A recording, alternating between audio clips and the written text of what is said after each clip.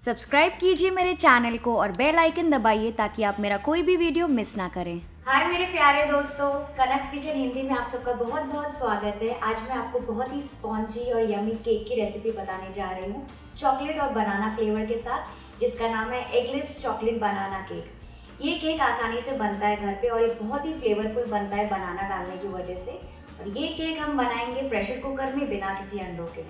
तो चलिए देखते हैं कैसे बनाते हैं यम्मी सा एगलेस चॉकलेट बनाना केक प्रेशर कुकर में। और दोस्तों, अगर आपको मेरी रेसिपीज इंग्लिश में देखनी है तो आप नीचे डिस्क्रिप्शन बॉक्स में दिए गए लिंक में सब्सक्राइब कर सकते हैं मेरे इंग्लिश चैनल के।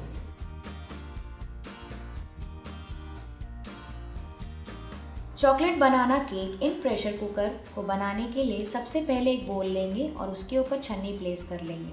फिर हम इसमें डालेंगे हमारा मैदा, cocoa powder, baking powder, baking soda, थोड़ा सा नमक, एकदम पिंच ऑफ नमक, और फिर मैं डाल रही हूँ थोड़ा सा दालचीनी पाउडर यानी कि सिनेमन पाउडर। अगर आप चाहें तो यहाँ पे आप वेनिला एसेंस भी यूज़ कर सकते हैं। इन सब चीज़ों को अच्छे से छान लेंगे ताकि इसमें कोई भी लम्स ना रहें। तो इसे अच्छे से छान लीजिए और इससे हमारा केक बहुत ही एयरी भी बनेगा। ये देखिए अच्छे से छन गया है। अब इसे अच्छे से मिक्स कर लेंगे और साइड में रख देंगे। तो ये हमारा ड्राई मिक्सचर तैयार हो गया है। ड्राई मिक्सचर तैयार करने के बाद हम अपना कुकर प्रीहीट कर लेंगे। तो कुकर को प्रीहीट कर लेंगे, जिसके लिए कुकर यहाँ पे मैंने लिया है और इसमें मैं ये डालूंगी रेगुलर सॉल्ट और फिर इसका बेस तैयार कर लेंगे। तो इसे अच्छे से फैला देंगे पूरी तरफ, इसका आधा इंच जितना थिक लेयर बनाने के लिए। नमक डालने से कुकर का टेम्परेचर इवनली मेंटेन रहता है, इसलिए मैं नमक यूज़ करती हूँ। अब नमक की लेयर तैयार हो गई है। फिर इसके ऊपर मैं ऐसी एक स्टैंड रख रही हूँ ताकि बेकिंग टिन डायरेक्टली बेस को ना टच करे। और फिर इसको थोड़ा सा और हाइट देने के लिए इसके ऊपर मैं ये ऐसी प्लेट रख रही हूँ जो कि कुकर के साथ में मिलती है।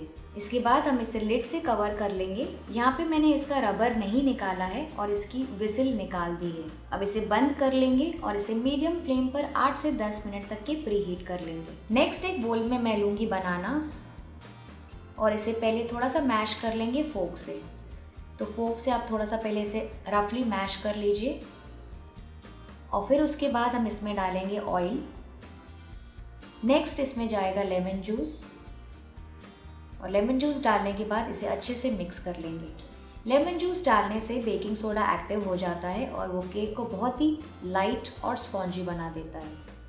नेक्स्ट मैं इसमें डाल रही हूँ शुगर और इसे भी पहले अच्छे से मिक्स कर लेंगे और फिर इसे ब्लेंडर से ब्लेंड कर लेंगे। तो इसे ब्लेंडर से, ऐसे हैंड ब्लेंडर से थोड़ी देर ब्लेंड कर लीजिए। आप चाहें तो आप इसकी जगह विस्क भी यूज़ कर सकते हैं। तो इसे ऐसे ही ब्लेंड करते जाइए थोड़ी देर के लिए ताकि शुगर इसमें अच्छे से डिसॉल्व हो जाए ऑयल और बनाना के साथ। तो ये देखिए सब आपस में अच्छे से मिक्स हो गए हैं। तो अब हमारा ये वेट मिक्सचर भी तैयार हो गया है। अब इस वेट मिक्सचर में हम ड्राई इंग्रेडिएंट्स ऐड करेंगे। तो थोड़ा सा ड्राई इंग्रेडिएंट्स इसमें ऐड करेंगे और इसे जेंटली मिक्स करते जाएंगे अच्छे से स्पैचुला से। तो मैं इस वेट इंग्रेडिएंट्स में ड्राई इंग्रेडिएंट्स ऐड कर रही हूँ 2 बैचेस में और फिर इसे धीरे से अच्छे से मिक्स करते जाएंगे स्पैचुला की सहायता से और फोल्ड करते जाएंगे। इसे थोड़ा सा फोल्ड करने के बाद ध्यान रखिए इसे 2 बैचेस में ऐड करना है।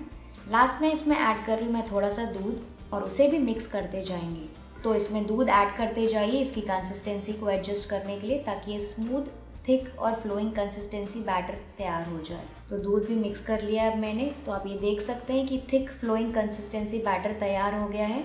तो ये टेक्सचर आप, ये कंसिस्टेंसी आप ध्यान में रखिए। आपका केक का मिक्सचर इसी कंसिस्टेंसी का होना चाहिए, ना कि ज़्यादा पतला या फिर गाढ़ा। अब इस मिक्सचर में मैं थोड़े से चोको चिप्स ऐड कर रही हूँ। आप चाहें तो यहाँ पे कोई भी मिक्स नट्स या फिर आप चाहें तो सिर्फ वॉलनट्स भी ऐड कर सकते हैं वॉलनट बनाना केक बनाने के लिए। तो अब ये बैटर तैयार हो गया है। अब मैं इसे इस डिस्पोजेबल लोफ पैन में डाल रही हूँ। ये देखिए ये ऐसे एक डिस्पोजेबल लोफ पैन है, ये इजीली अवेलेबल है मार्केट में। और इसके बेस पे भी मैंने थोड़ा सा बटर पेपर डाला है सेफ साइड में रहने के लिए ताकि केक इजीली निकल जाए। पर अगर आप चाहें तो आप कोई भी बेकिंग टिन या फिर आप रेगुलर बेकिंग टिन भी यूज़ कर सकते हैं। तो इस बैटर को मैंने इस डिस्पोजेबल कंटेनर में ट्रांसफ़र कर लिया है। अब इसके ऊपर आप चाहें तो ड्राई फ्रूट्स भी स्प्रिंकल कर सकते हैं। मैं थोड़े से और चोको चिप्स स्प्रिंकल कर रही हूँ पूरी तरफ। आप अपने हिसाब से कम या ज़्यादा चोको चिप्स यूज़ कर सकते हैं। तो अब ये रेडी है प्रेशर कुकर में कुक होने के लिए।